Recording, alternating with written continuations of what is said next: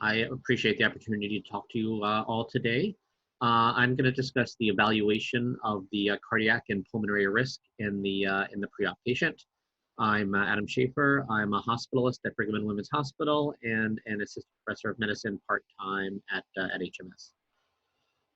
And I have no conflicts of interest to declare. So first, just thinking about the role of the clinician in performing preoperative evaluation. The role should not be to provide medical clearance prior to surgery. I think that's sort of an unfortunate term that's sort of entered the medical the periop lexicon, because we're never really in a position to warranty that it's going to be clear sailing for any given preoperative patient. So rather than provide clearance, what our role should be is we want to assess the patient's cardiac risk and other risks going into the procedure, decide whether additional preoperative testing, such as a cardiac stress test, is indicated. When indicated, we want to recommend any pharmacologic measures to reduce preoperative risk, such as use of beta blockers or statins. And this last point here, I actually want to especially emphasize, assist the surgeon in deciding whether or not to go forward with the procedure. One of the things I sometimes see done, I think, suboptimally in preoperative medicine is losing the forest for the trees. So we want to think about, do we want to start a beta blocker? Do we want to start a statin? Do we need a stress test? But we also want to step back and consider, do the benefits of this surgery outweigh the risks for the patient? And I think as the medical consultant, we're in a particularly good role to step back and consider that issue. So to start, I'm going to discuss the 2014 ACC/AHA guidelines on perioperative cardiovascular evaluation. These are the guidelines everyone uses, so they really sort of define the standard of care when it comes to preoperative evaluation and perioperative management of patients. So I'm going to start by giving you, here's the 30,000-foot view. Many of you may be familiar with these guidelines, but I'm going to take a few minutes just to walk you through the key components for those of you who may be less familiar. So as a first step, we're going to determine if the patient is undergoing emergency surgery, then of course you have the patient undergo the procedure and you do the best you can to mitigate any risks that have been identified. And if a patient is having an acute coronary syndrome, generally you're going to want to put the brakes on surgery, probably formally involve cardiology, and that ACS is going to need to be managed. But the vast majority of patients who will be seeing as the perioperative consultant, it'll be a non-emergency case, and there won't be any acute coronary syndrome or any active cardiac conditions that will preclude surgery. So most of the patients will fall into the category of being non-emergency and non-ACS. So for the majority of patients for whom that is the case, the first question we need to ask is, what is their MACE risk? So the MACE risk refers to the risk of a major adverse cardiac event, which is defined as either death or MI. And of course, the MACE risk is a function of both the patient-specific risks and the procedure-specific risks. And if there is a low risk of MACE, which is defined as a MACE risk less than 1%, then one's going to generally go to surgery without any further cardiac testing. If your MACE risk is greater than 1%, which puts you at elevated risk, then as a next step, as we'll talk about, you're going to want to consider the functional status of the patient. But first, we're going to discuss what are the tools at our disposal to quantify a patient's MACE risk. So there are three tools that are available. The first two are online calculators, and that's really where things have evolved, such that almost all of us use the online calculators to obtain a very specific quantitative MACE risk. There's also the RCRI score, which I'll mention briefly, which is a set of risk factors. But the RCRI score is sort of older, and the two perioperative online calculators outperform it. So most of us use one of the calculators predominantly. So my personal favorite is the NSQIP surgical risk calculator, and you see a screenshot here of the information inputs that are used with the NSQIP calculator.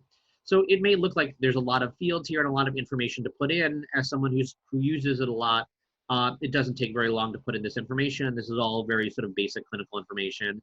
And if you don't have some of this information, that's okay too. I typically don't put in BMI because I often don't have that at my fingertips. One thing which isn't in the screenshot, which I should mention, in addition to this information on the patient, One also puts in information.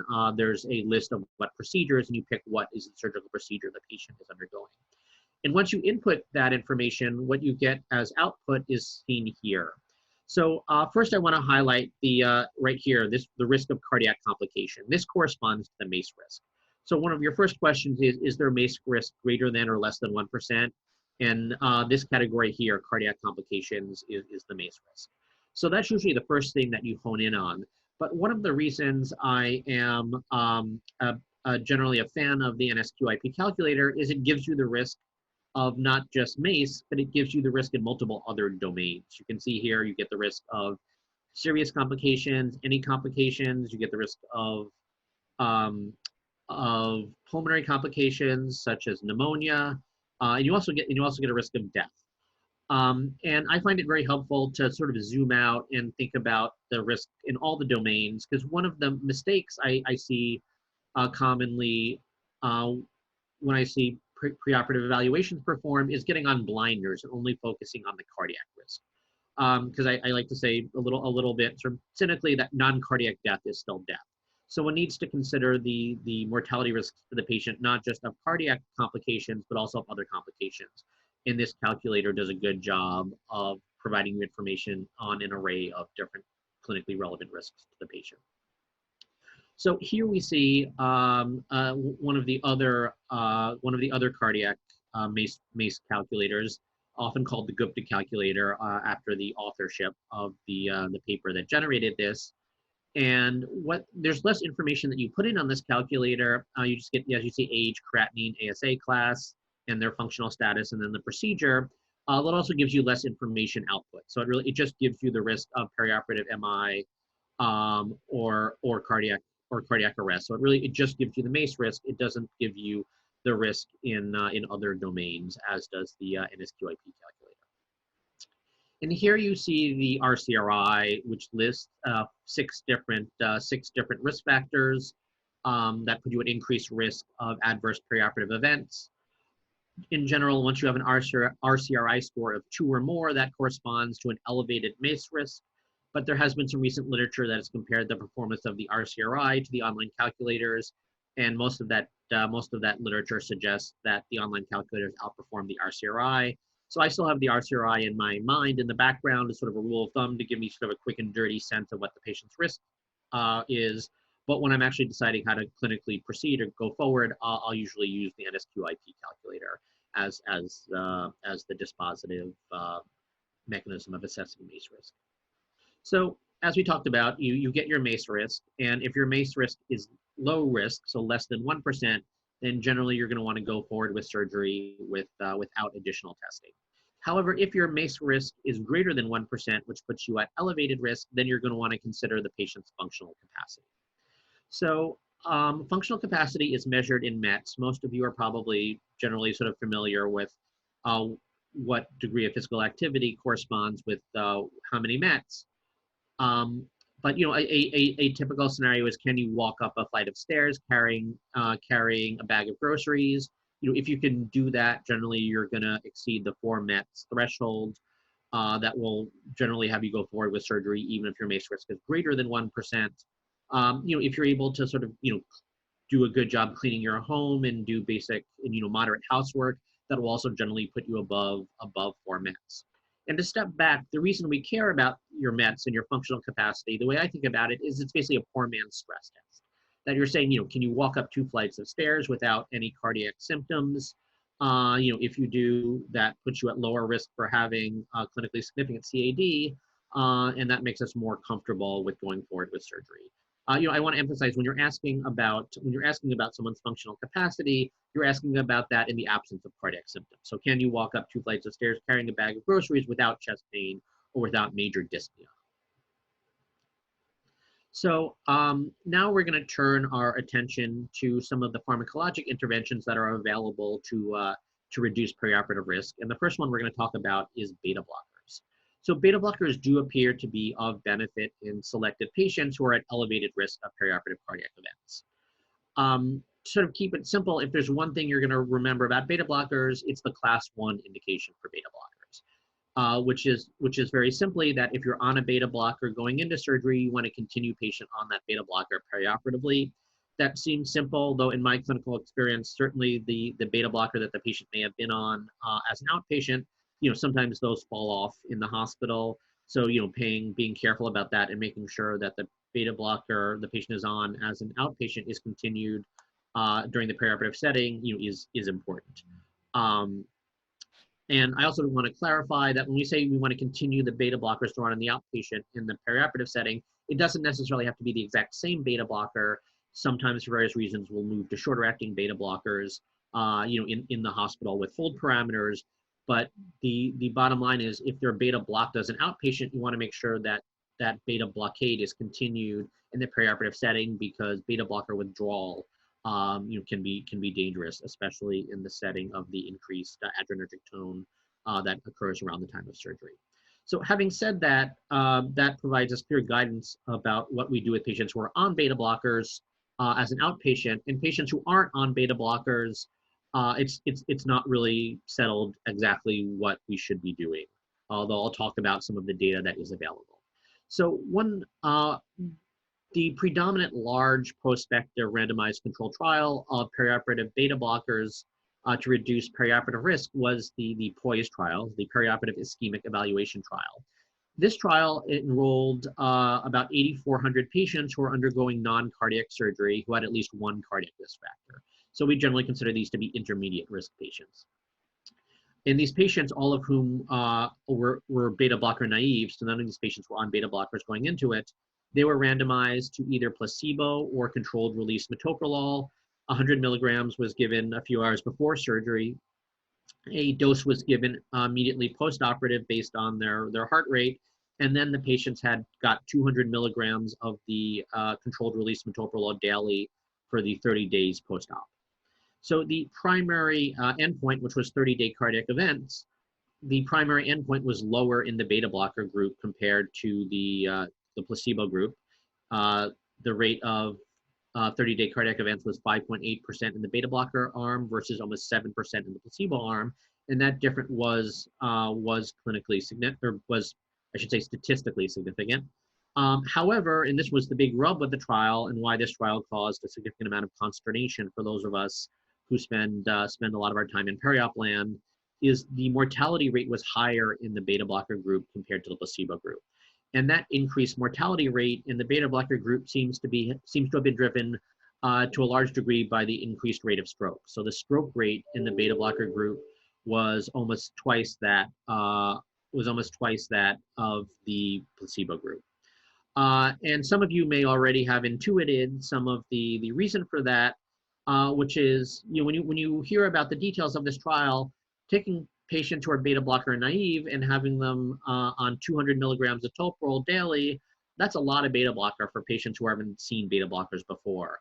And that seems to have been the issue with this trial, that yes, that large dose of beta blockers had a significant anti-ischemic effect, but it also had some adverse effects in terms of dropping their blood pressure and causing ischemic strokes, and that drove the increase in mortality rate.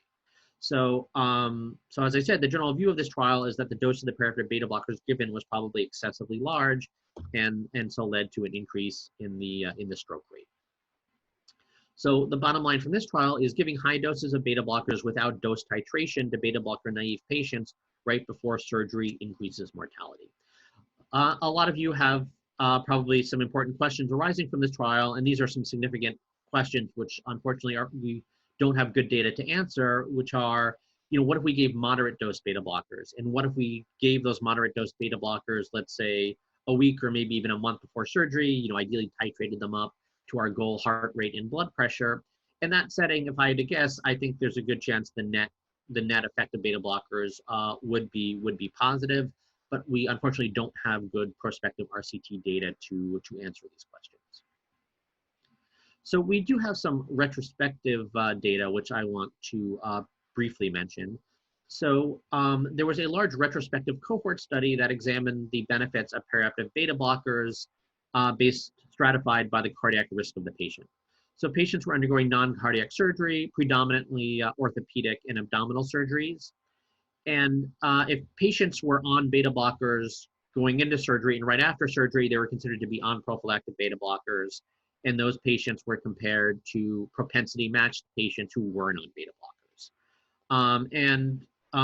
This study was very large, had almost 700,000 patients. However, they didn't do individual chart review. They basically classified them as being on beta blockers if the patients were basically on beta blockers at the time of surgery. So what we see here, and I'm going to sort of try to walk us through, is what this is telling us, because I think there's an important take-home message from this study. So we can see here the x-axis is the odds ratio for death in the hospital. So to the left here, that's a reduced risk of death in the hospital. And then they stratified them by their RCRI score. We mentioned the RCRI score before. So as you go down and get a higher RCRI score, your perioperative cardiac risk goes up.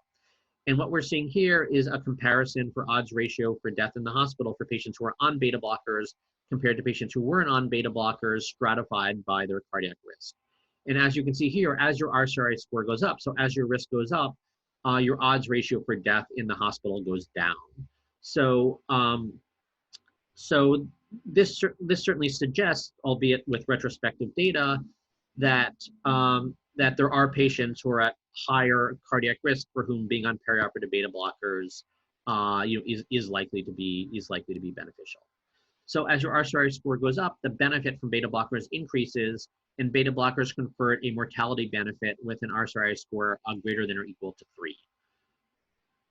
So what do the ACC/HA guidelines give us in terms of recommendations? They mostly give us 2B recommendations about when to start beta blockers, which are sort of the less helpful, could consider type recommendations. So in patients with an RCRI score of 3 or more, it says it may be reasonable to begin beta blockers prior to surgery. And in patients with a compelling long-term indication for beta blockers, but no RCRI risk factors, initiating beta blockers is of uncertain benefit. So we really don't know what to do with those patients.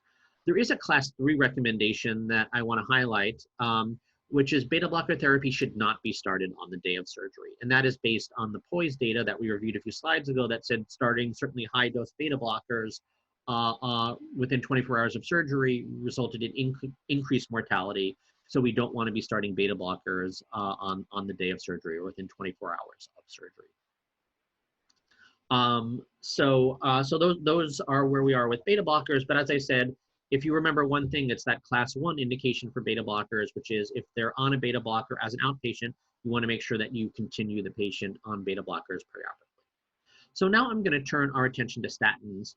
I feel like statins get somewhat less attention when it comes to their value in perioperative cardiac risk reduction, but that really shouldn't be the case because statins are an important tool in our armamentarium to reduce perioperative cardiac risk. So one of the prominent studies here I'm going to mention briefly is the DECREASE-3 trial, and this enrolled 500 patients who were at least age 40 who were at elevated cardiac risk who were scheduled to undergo non-cardiac vascular surgery. All patients had to be statin naive, and all patients were on beta blockers. So if you were on a beta blocker, they continued you on a beta blocker. If you weren't on a beta blocker, you were started on a beta blocker. But the point was they wanted all patients on a beta blocker so that there was no difference in beta blocker usage between the placebo group and the statin group. So patients were randomized to fluvastatin 80 milligrams daily or placebo. The statin was started 30 days prior to surgery and was continued for at least 30 days after surgery. A question I commonly get, so I will address it proactively, is why fluvastatin? Because fluvastatin is not a statin that we commonly use. The reason they picked fluvastatin, which is actually, it's only a moderate potency statin, the appeal of fluvastatin for the folks who ran this trial was that it has among the longest half-lives of any of the statins. And there's a little bit of data that statin withdrawal may be problematic. So the reason they used fluvastatin is they wanted a long half-life so the patients would continue to have statins in their system, even if they're NPO for a day or so. So that was the reason for fluvastatin. That said, I think most of us consider the effects here seen with fluvastatin to be a class effect. So I don't think there's any magic to fluvastatin. So when we look at the effect of the statin compared to the placebo, the primary outcome was perioperative myocardial ischemia. And the rate was significantly lower in the statin arm, about 11% in the statin arm compared to 19% in the placebo arm, which is impressive. But perioperative myocardial ischemia is a little bit of a soft outcome. One of the reasons this study is fairly prominent is not only did it show a benefit for the primary outcome of perioperative MI, it also showed a benefit to statins for the secondary endpoint, but harder endpoint of perioperative death from a cardiovascular cause or MI. So statins about halve the rate of this outcome from 10% in the placebo arm to about 4.8% in the statin arm. So really overall, a pretty impressive benefit from statins. Full disclosure, there's a little bit of an asterisk to this trial because one of the people who ran this trial was fired for academic misconduct. So that's put a little bit of a cloud over this trial. The New England Journal has stood by this trial and has stood by the integrity of this trial. And as we'll see here, the benefit to statins in the perioperative setting isn't based on this trial alone. This was a meta-analysis that was performed in 2015 that looked at multiple trials. And the meta-analysis that encompassed this large number of statin trials found a mortality and perioperative mortality benefit to statins overall. So in this meta-analysis, periop statins significantly reduced all-cause mortality, and you can see the odds ratio of 0.54 is an impressive magnitude of an effect. And you can see there with the with the significant p-value, and you can see the odds ratio doesn't come that close to crossing 1. So I would say both a clinically significant and a statistically significant benefit to statins perioperative on all-cause mortality based on the results from this meta-analysis. So what are the recommendations from the ACC and the AHA for statin use? To try to make sort of conceptualizing all of this easier, it can be helpful to think about the parallelisms between beta blocker usage and statin usage. So the class 1 indication for use of statins perioperatively really mirrors the class 1 indication for beta blockers, which is if a patient's on a statin, as an outpatient, you want to make sure that you continue that statin in the perioperative setting. As I said, that's essentially mirror image for the beta blocker, that the class 1 indication for beta blocker is an outpatient beta blocker. In those patients, you want to make sure they continue to have their beta blockade maintained perioperatively. Outside of this class 1 indication, the guidelines are a little bit more encouraging of starting statins perioperatively. As a class 2A recommendation, it says perioperative initiation of statin use is reasonable in patients undergoing vascular surgery. And it says perioperative initiation of statins may be considered in patients with clinical indications according to guidelines more generally if they're undergoing elevated risk procedures. And if one thinks about it, the reason the guidelines are a little bit more enthusiastic about starting statins perioperatively is it's harder to cause harm with starting statins in the perioperative setting. We saw from the POISE trial that certainly starting large doses of beta blockers right before surgery without good dose titration, that actually hurt patients and increased mortality even as it reduced perioperative ischemia. In statins, there's really no parallel way that you're going to be harming patients by starting them. So, of course, I follow the class 1 indication that if they're on a statin, I continue them on a statin. But I'm fairly liberal with starting statins in the perioperative setting if the patient has another indication for the patient to be on a statin, or if they're undergoing vascular surgery. So I follow these either 2A or 2B recommendations, and if I can find a reason to start patients on statins perioperatively, I usually will, because we just saw from the DECREASE trial that trial, as did the meta-analysis, showed a significant benefit in statins to reducing the harder endpoints of perioperative MI and mortality. So turning our attention now to perioperative aspirin, remarkably, we actually didn't have a good large prospective RCT of perioperative aspirin until fairly recently. There was a study published in EGIM in 2014 known as the POISE 2 trial, which looked at the effect of aspirin given perioperatively. This was a large and I think very well-designed study in which there were 10,000 patients who were undergoing non-cardiac surgery who were at risk for vascular complications. Patients who were in the coronary stent critical periods who needed to be on aspirin and Plavix after a stent were excluded. The primary endpoint was death or non-fatal MI at 30 days. And the patients were stratified by whether they were already taking aspirin or not. So basically, there were patients who were not on aspirin who were started on aspirin. There were patients who were on aspirin who were stopped, whose aspirin was stopped. And then for the patients who weren't already on aspirin, some were continued off aspirin and some were started on aspirin. So basically 2x2 design. And there was no benefit overall to aspirin in the primary outcome or any of the secondary outcomes. The negative results were the same for both the continuation group and the initiation group. So for those who were started on aspirin de novo and for those who were continued on aspirin who were already on it, there was no benefit to aspirin in either the initiation group or the continuation group. Unsurprisingly, aspirin was associated with a increased risk of major bleeding. And starting on post-op day 8, there was no significant difference in the bleeding risk between the aspirin and the placebo groups. So here we see some of the, we see a visual representation of the results, and we also see the subgroup analysis. So to say that there's no benefit to aspirin overall, that's only moderately surprising to me. That the benefit to aspirin didn't appear to exist overall for all comers in the study. But what did surprise me is that aspirin wasn't of benefit in any of the subgroups, because you can imagine subgroups where you think perioperative aspirin may be beneficial, such as those undergoing vascular surgery or those with a particularly high RCRI score.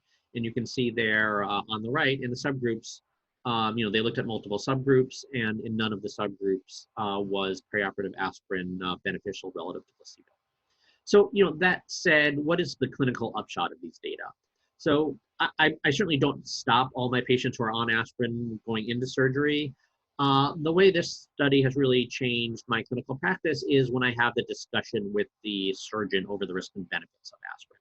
So if a patient is on aspirin and the surgeon is comfortable that the bleeding risk even on the aspirin is low, then I'll usually still continue the patient on the aspirin.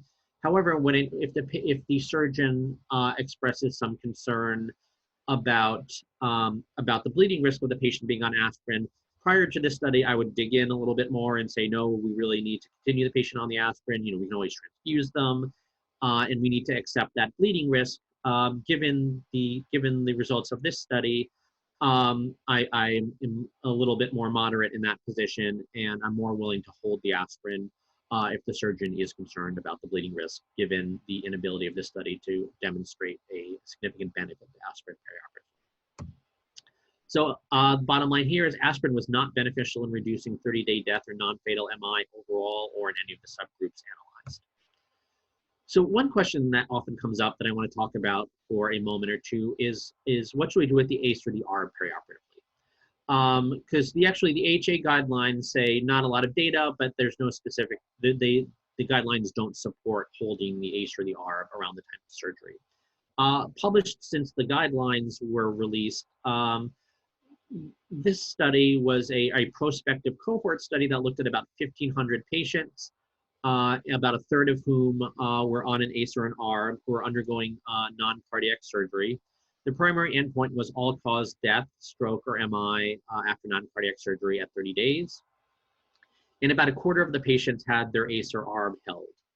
So one of the interesting things is when they looked at the patient characteristics of those patients for whom the ACE or ARB was held compared to those patients who had the ACE or ARB continued, they couldn't find any significant difference before the groups. So what that tells us is there's a lot of sort of local practice. Some areas they tend to hold it perioperatively, some areas they don't. But there's not a lot of differences between those patients for whom it's held or not held. So that really suggests it's sort of local practice rather than a clinically significant difference between the patients. So when they looked at the primary endpoint, which, as I said, was death, MI after surgery, or stroke, the primary endpoint was lower in the group who had the ACE or the ARB held compared to the group in whom it was continued. And if you look at the data there, that improvement in the primary endpoint was really driven by a decreased risk of MI after non-cardiac surgery, the MINS. So that was significantly lower in the ACE and ARB group, in the group for whom the ACE and ARB was held, compared to the group in whom the ACE or ARB was continued. And unsurprisingly, if you look at the rate of intra-op hypotension, the rate of intra-op hypotension was also lower in the group in whom the ACE and ARB was held compared to the group in whom the ACE and ARB was continued. So, um, so what my practice, and what I think these data support is if a patient is on an ACE and an ARB for, let's say, blood pressure control, and their blood pressure is reasonably controlled in the hospital, then it is reasonable to hold the ACE or the ARB around the time of surgery, given that the rate of MI after surgery and intra-op hypotension seems to be lower in those who have the ACE or the ARB held. If the patient is on the ACE or the ARB for a reason beyond blood pressure control, if they're on it, let's say for CHF, in those patients, I tend to continue it because this study wasn't able to analyze the patients by subgroup. And I certainly have a concern if you're going to take the ACE or the ARB off around the time of surgery, they're going to get a lot of fluids around the time of surgery. Typically, I'm concerned about tipping them over into CHF. So if they're on it for reasons of CHF, I'll typically continue it. If they're on it for blood pressure control and their blood pressure is pretty well controlled in the hospital, then it's I think reasonable to hold the ACE and the ARB in those patients. So now bridging anticoagulation. There is a important trial that I want to mention that has sort of shaped our practice when it comes to bridging anticoagulation, and that is the BRIDGE trial, which randomized about 1,900 patients with AFib who were on Coumadin, who were scheduled for elective procedures, and they're randomized to either bridging anticoagulation with low molecular weight heparin or placebo. Patients had to have at least one of the CHADS2 risk factors, and the mean CHADS2 score was 2.3. So this is just sort of the study scheme, and what you can see, the details aren't super important, but the highlights are the warfarin was held 5 days prior to surgery. 3 days prior to surgery, the patient was started on either the low molecular weight heparin or the placebo, and then sort of 24 to 48 hours after surgery, they restarted either the low molecular weight heparin or the placebo, and also started them on warfarin.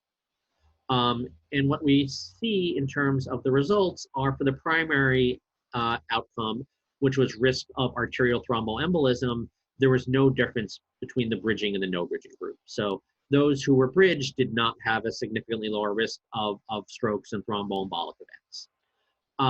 The other primary endpoint was major bleeding, and unsurprisingly, the rate of major bleeding was higher in the group. You can see almost threefold higher in the group that received the bridging anticoagulation. You also see the rate of minor bleeding, which is one of the secondary endpoints, was almost, was close to being doubled in the bridging group compared to the placebo group. So of course, having the patients on bridging anticoagulation increases the risk of bleeding, but doesn't increase the risk of thromboembolic events. For those of you who sort of have a keen eye and we're looking at the secondary endpoints, one thing which jumps out at you a little bit is the rate of MI. So the rate of MI was roughly double in the bridging group compared to the group that wasn't bridged. This at first seems a little counterintuitive because if we're using more therapeutic anticoagulation, you would think that would decrease the risk of MI compared to less anticoagulation. But what seemed to occur in this study is when you have a risk of major bleeding, or when major bleeding occurs, and as we see, the risk of major bleeding was higher in the group that was bridged, the acute anemia that comes along with the major bleeding, that can also induce ischemia. So that seems to be the effect that was occurring here, is the major patients were basically having MIs due to acute anemia from the major bleeding as a result of being on the bridging anticoagulation. And that seems to have driven the increased rate of MI in the bridging group compared to the non-bridging group. So, so for patients, patients who are sort of low to moderate risk with a mean CHADS2 score, in the 2 to 3 range, this study supports not bridging them. One frustration with this study is it doesn't provide us a good answer about what to do in the patients who have a really high CHADS2 score. So what if their CHADS2 score is 5 or 6? Now we tend to use the CHADS2 VASC score. So, if you have a CHADS2 VASC score and, the 6 or 7 range on the higher end, should we bridge those patients? This study, unfortunately, didn't answer that question. You can see here, there was only a small number of patients at the higher end of the CHADS2 score distribution. And for that reason, the study was underpowered to identify any difference in thromboembolic risk for those who are at really elevated risk, so with very high chance 2 scores. So, at least my practice and the practice that I observe locally is we still do bridge some patients who are at very high risk, who are at higher risk than the patient population in this study. That high risk population, it is still appropriate to seriously consider bridging. So the bottom line is, in patients with a mean CHADS2 score of 2.3, perioperative bridging anticoagulation does not reduce the risk of thromboembolic events.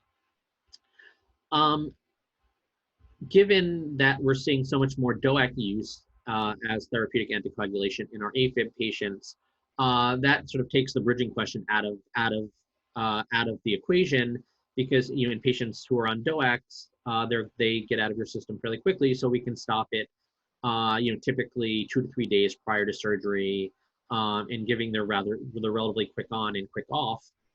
Usually bridging anticoagulation is not a consideration for most patients.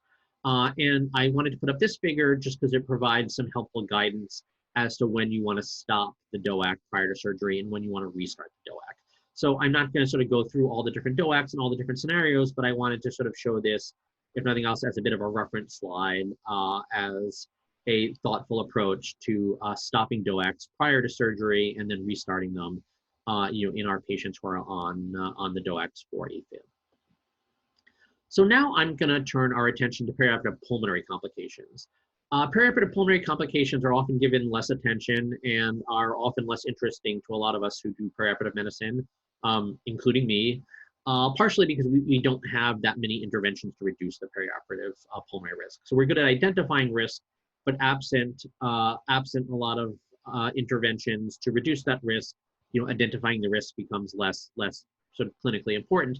That said, it is worth thinking about pulmonary risk, because perhaps secondary to cardiac risk, but still an important risk factor, and one that it behooves us to consider when we're performing a perioperative evaluation.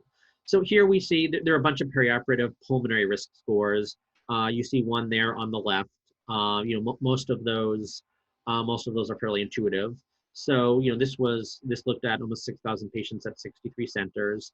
Pulmonary complications were defined as either respiratory infection or failure, bronchospasm, atelectasis, pleural effusion, pneumothorax, or an aspiration pneumonitis. And you can see, based on your score, you're able to stratify patients into high, medium, or low risk. So as I said, most of the risk factors that you see in the table there are intuitive. Age, have they had a respiratory infection? What is their preoperative oxygen saturation? One that I want to highlight, because it's both very, very important in terms of the magnitude of the effect, and one that may be a little less obvious, is the site of the surgical incision. So the closer the surgical incision is to the diaphragm, the higher the pulmonary risk.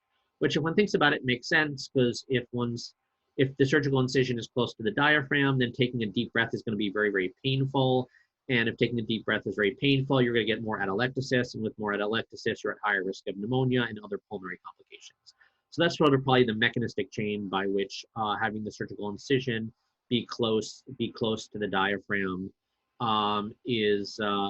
puts you at higher risk. But that is a very important risk factor to bear in mind when considering pulmonary risk. So one of the interventions we do have available to reduce the risk of perioperative pulmonary complications are lung expansion maneuvers. So in patients at elevated risk, such as those undergoing abdominal surgery, a lung expansion maneuver is appropriate, and it's more effective than no intervention. Options include incentive spirometry, lung expansion exercises, and continuous positive airway pressure, or CPAP. So there's no compelling evidence that favors one lung expansion intervention over another. One lung expansion maneuver that I actually find helpful and I use in my practice is what I call an artificial yawn. The reason yawning probably evolved in humans is as an anti-atelectatic mechanism. So when we're tired, we may take less deep breaths, we may breathe less frequently, and that puts us at risk of atelectasis. So a yawn is that lung expansion that opens our lungs and reduces atelectasis. And patients understand what a yawn is. So for my patients who are at elevated pulmonary risk, particularly if their mental status is very sharp after surgery, I'll encourage them to do an artificial yawn, and let's say every half hour, as a way to keep their lungs expanded. And if there's a family member in the room, I'll say, remind them every half hour, all take a good yawn together. And that, my hope is that that is an effective anti-electatic maneuver. It is lung expansion exercise, and it is certainly low cost and low risk. And CPAP may be appropriate in patients who are unable to undergo either incentive spirometry or lung expansion exercises. And CPAP is especially advisable in OSA patients. So smoking cessation. My discussion here of smoking cessation is mainly for those of you who are taking the board soon. So smoking cessation, it may help reduce the incidence of postoperative pulmonary complications if one reduces smoking a few months before surgery. There are actually a couple of studies that suggest quitting smoking, let's say 1 month or 1 to 2 months before surgery, may actually be associated with an increased risk of postoperative pulmonary complications. This matters for those of you who are taking the boards. So if you're doing your recertification exam and they're saying, what do you recommend to this patient who's undergoing surgery the next day? The right answer is to continue the beta blocker or continuing the statin. The right answer isn't to stop smoking. Given that we have this little bit of information, or given that we have two studies that suggest that quitting smoking, in the week or two before surgery, may be associated with increased pulmonary complications. In real life, if my patient's motivated to smoke, I'm always going to encourage them to smoke, but at least those are what the data tell you, which I think, as I said, is only really relevant when it comes to standardized testing. The anesthesia techniques also need to be considered.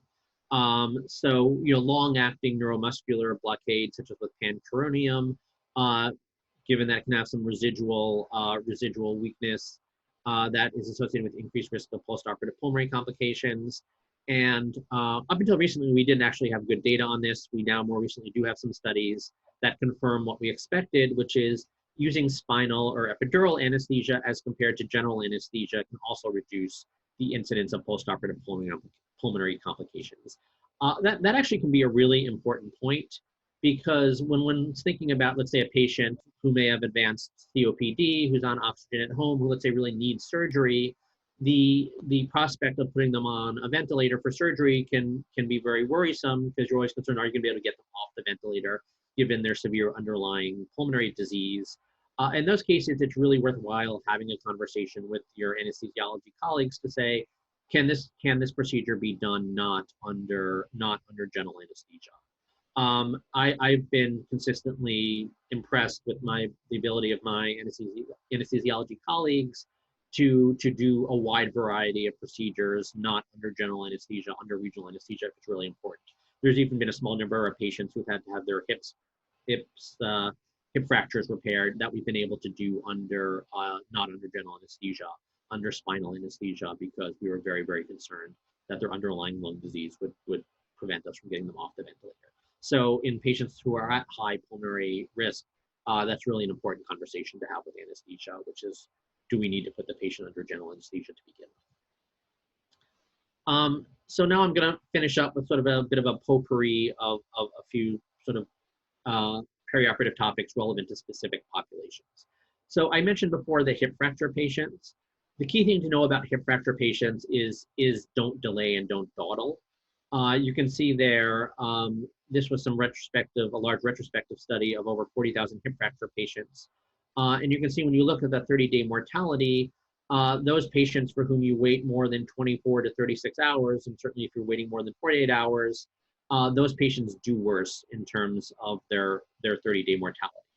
There probably is some confounding that patients who are sicker tend to have a delay in surgery.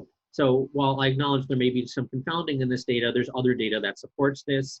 So for hip fracture patients, you want to get them to surgery really as soon as you can. So almost never is it appropriate to get a stress test in these patients. Often, in many of these patients, it's probably not worth the while to delay to get an echo. We really want to try to get these patients to the OR within 24 hours. And if you're delaying getting these patients to the OR, there just needs to be a really compelling reason. So for OSA patients, both respiratory and cardiovascular perioperative complications are more common in patients with untreated OSA than patients without OSA. And prescribing CPAP for patients with OSA, it reduces, actually the main study that looked at it showed that it reduced cardiac complications, but not pulmonary complications. But that said, it's really important that patients who have OSA, that they get their CPAP in the hospital. I also spend some of my time in the patient safety space, and I've seen definitely a handful of cases where patients use CPAP at home for their OSA, and because no one thought about it, it wasn't continued in the hospital. And when that happens, that's really an unforced error that can be very hard to justify. Because if you think about someone's at increased risk of, let's say, hypoxia due to their OSA and their body habitus, you add in them being sedated after surgery, getting pain medicines to manage their perioperative pain, and the cumulative risk of a pulmonary complication is going to be elevated. So not taking a intervention that we expect to reduce that risk, which is continuing their home CPAP, is, as I said, really an unforced error. So that's sort of a detail that it behooves us to be attentive to. And then for obese patients, obese patients, one complication that obese patients seem to be especially at increased risk of is post-op rhabdomyolysis, which, if you think about a patient, being on the surgery table, the stainless steel table for 3, 4, 5 hours, when they're markedly obese, it's not that surprising that there's going to be a risk of rhabdomyolysis. So particularly for your obese patients who may have had a longer duration of surgery, if they have post-op AKI, you want to think about rhabdo, and you want to think about checking the CK, because if it's AKI driven by rhabdo, that's very treatable. Of course, hydrate them aggressively, so that's a cause of post-op AKI that we may not want to think about, but we want to make sure that we don't miss. So obese patients also can have restrictive lung physiology, and so those are patients for whom you want to consider CPAP.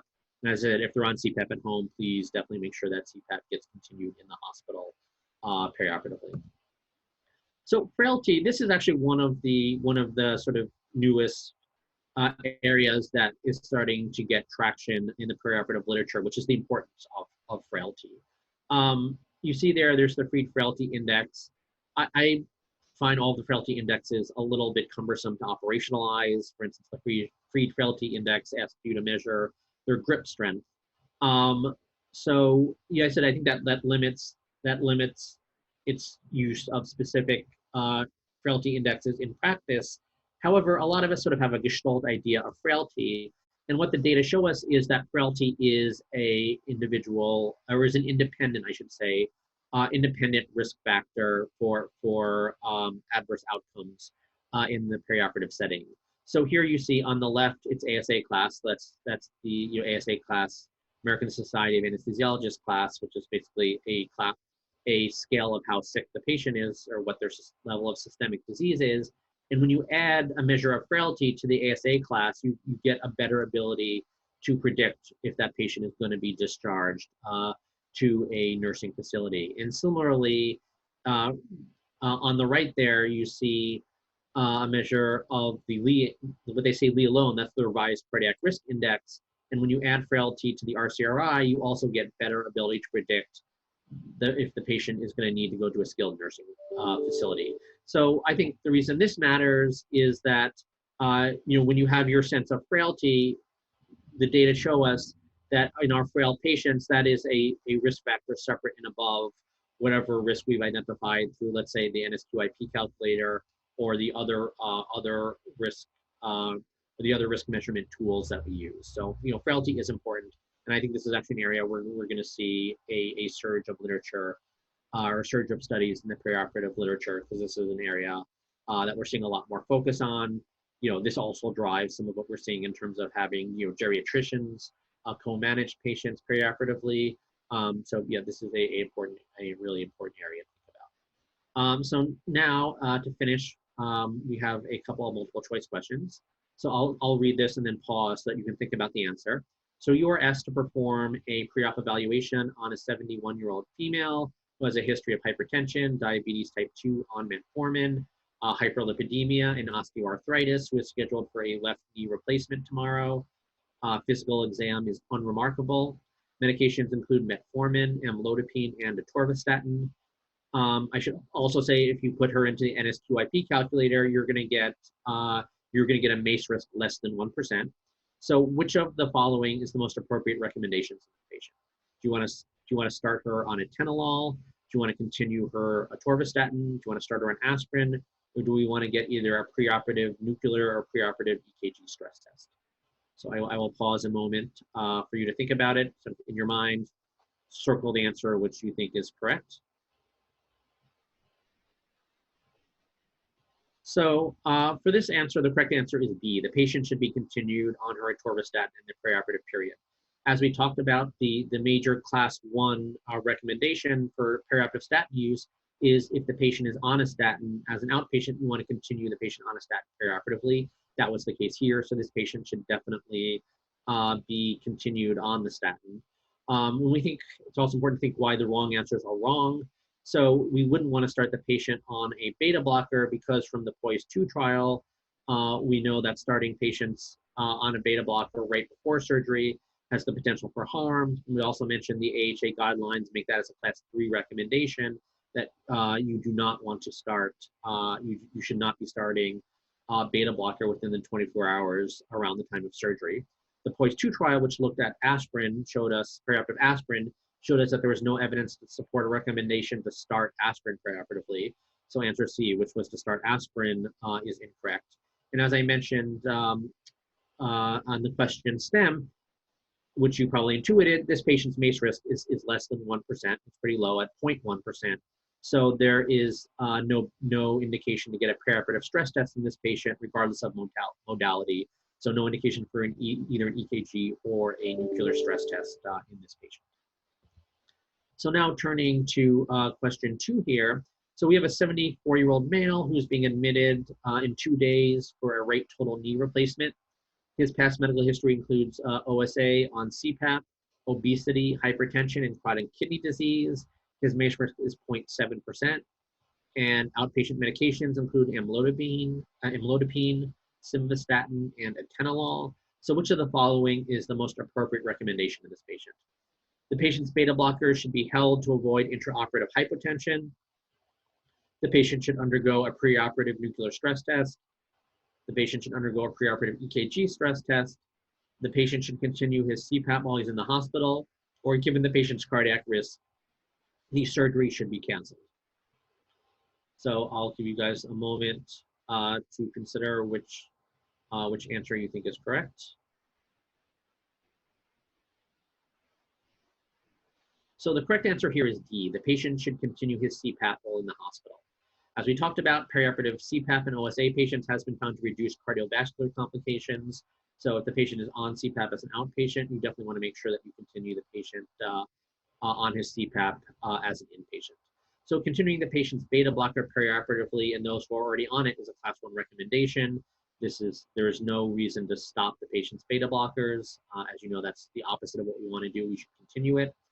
With a MACE risk of less than 1%, the patient is considered not at elevated cardiac risk. And so there is no indication to have the patient undergo a stress test, either EKG or nuclear. And with that low cardiac risk, there is certainly no indication or no reason to suggest canceling a surgery due to the cardiac risk, which is not elevated in this case. So, so those are our 2 multiple choice questions.